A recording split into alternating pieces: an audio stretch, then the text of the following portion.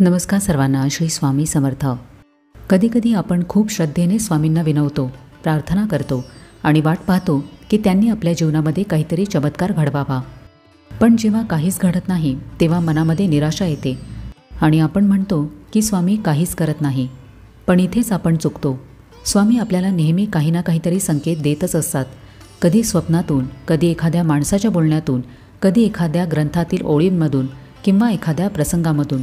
पण आपण त्या संकेतांकडे लक्षच देत नाही, त्यामुळे त्यांचा अर्थच उमगत नाही.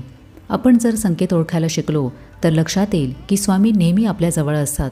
ते आपल्यावर लक्ष ठेवून असतात. फक्त आपणच त्यांचे बोलणे ऐकायला विसरतो. स्वामी आपल्या आयुष्यामध्ये थेट संवाद करत नाहीत, पण ते संकेतांमधून बोलत असतात. म्हणूनच स्वामींचे संकेत ओळखणे हे खूप महत्त्वाचे आहे. जर आपण ते योग्य वेळी समजले नाहीत तर आयुष्याची दिशा चुकू शकते. तर आजच्या व्हिडिओमध्ये आपण हेच जाणून घेणार आहोत की स्वामींचे कोणतेही संकेत, मग ते सकारात्मक असो किंवा नकारात्मक, असे संकेत कसे ओळखावे आणि ते आपल्याला ओळखता यावे यासाठी आपण पात्र कसे बनावे. सर्वप्रथम तर हे लक्षात घ्या की स्वामी संकेत का देतात. ते संकेत देतात कारण ते थेट बोलत नाहीत, पण आपल्या जीवनामध्ये योग्य दिशा दाखवण्यासाठी संकेतांच्या मार्गांचा वापर करतात.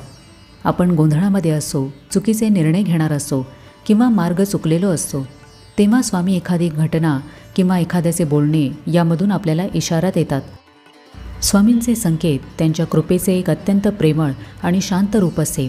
ते आपल्या निर्णयावर जबरदस्ती करत नाहीत, पण योग्य विचार करायला लावतात. स्वामी नेहमी भक्तांच्या कल्याणाचा विचार करतात. आपल्या भक्ताला त्रास नको ही भावना या संकेतांच्या मागे असते. म्हणूनच हे संकेत ओळखणे आणि त्याचा मान ठेवणे हे फार आवश्यक असते. स्वामी आपल्या प्रत्येक विचारांकडे, कृतीकडे आणि मनस्थितीकडे बारीक लक्ष ठेवून असतात. ते आपल्या कर्मांवर आणि भविष्यातील शक्यतांवर आधारित असे योग्य वेळेला योग्य संदेश देतात. स्वामी प्रत्यक्ष येऊन हे कर किंवा हे करू नको असे सांगत नाहीत. ते आपल्या अंतर्मनाशी संवाद साधतात. कधी स्वप्नामध्ये दर्शन, तर कधी अचानक आलेले एखादे वाक्य, कधी त्यांचा दिसलेला एखादा फोटो, कधी एखादी गोष्ट सतत मनात फिरत राहणे, हे सगळे संकेत असू शकतात. स्वामींचे संकेत हे आपल्याला विचार करायला लावण्यासाठी असतात. अशाने आपण स्वावलंबी भक्त होऊ शकतो. संकेत दिल्यास आपण विचार करतो, आत्मचिंतन करतो आणि मगच निर्णय घेतो. स्वामींचे संकेत हे त्यांच्या कृपेचे प्रतीक असतात. आपल्याकडून चूक होणार असते त्याआधी स्वामी आपल्याला इशारा देतात.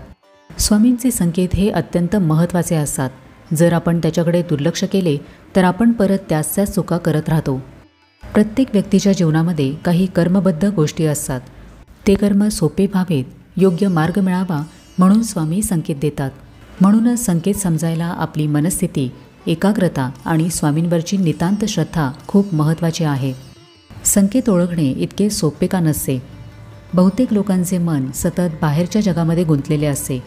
मोबाईल असो, सोशल मीडिया, चिंता, ताणतणाव, स्पर्धा, भविष्यकाळ, भूतकाळ, अशा स्थितीमध्ये मन शांत नसते.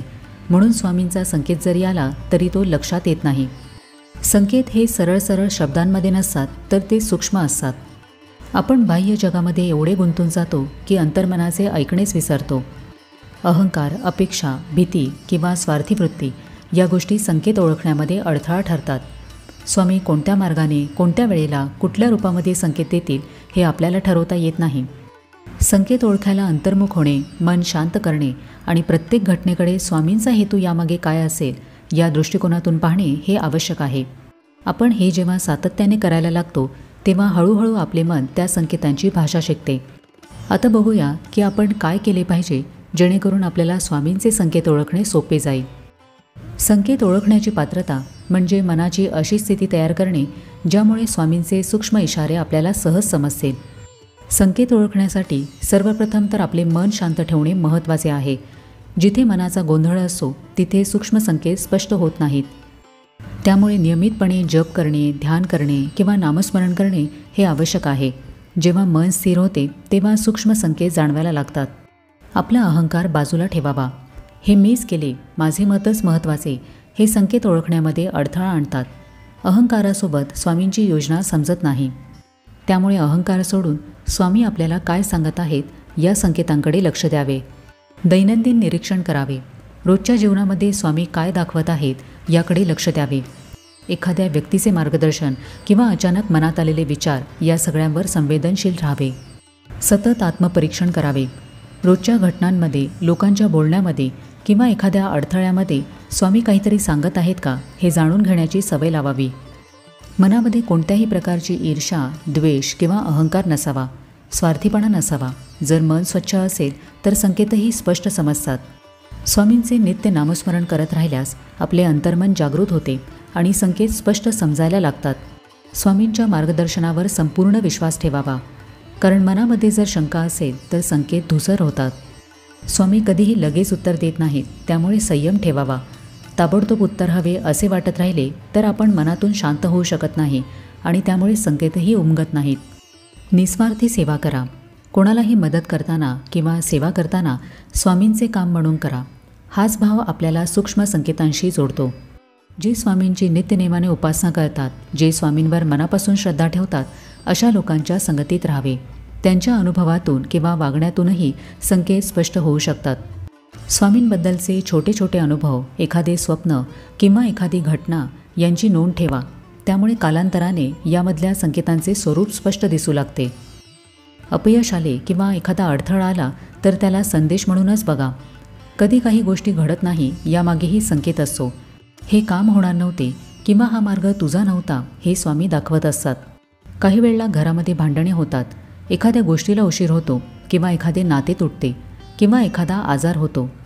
काही वेळेला या अडचणींमधून स्वामी संकेत देत असतात की आपण चुकीच्या दिशेने निघालेलो आहे. फक्त तोंडाने स्वामींचे नाव घेऊन मनामध्ये जर अहंकार ठेवला, द्वेष असेल, वृत्तीस्वार्थी असेल तर स्वामींचे संकेत कधीच कळणार नाहीत. स्वामी योग्य वेळेला योग्य मार्ग दाखवतात. एखादे संकट टाळण्यासाठी एखादा चुकीचा निर्णय आपण घेऊ नये किंवा एखादे महत्त्वाचे पाऊल आपण उचलावे यासाठी आपल्याला वेळोवेळी सूचित करत असतात. आपण स्वामींचे संकेत ओळखले नाही आणि चुकीच्या मार्गावर गेलो तर स्वामी आपल्याला सोडतील असे नाही, पण आपला वेळ, शक्ती आणि शांती वाया जाते. म्हणूनच संकेत ओळखणे हे महत्त्वाचे आहे. तर आजच्या व्हिडिओमध्ये आपण हे पाहिले की स्वामी आपल्याला सकारात्मक, नकारात्मक असे संकेत कसे देतात आणि ते आपल्याला ओळखता यावेत यासाठी आपण काय केले पाहिजे. संकेत ओळखण्यासाठी आपण पात्र व्हावे लागते.